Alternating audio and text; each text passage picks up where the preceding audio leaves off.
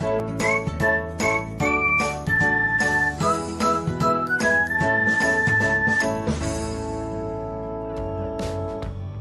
everyone, welcome back to another episode of Technologyglance.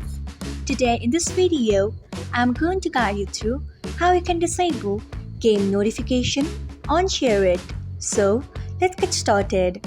Firstly, open Shareit app in your device. Then tap on Me icon if you haven't. Next tap on Settings icon.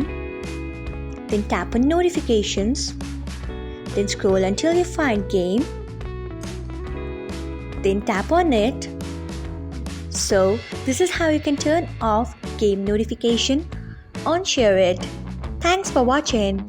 If you found this guide helpful, we would love it if you hit the thumbs up button below. We upload great new tech tutorials like this one every day, so do not forget to subscribe to our channel and hit the bell icon so that you will never miss another update.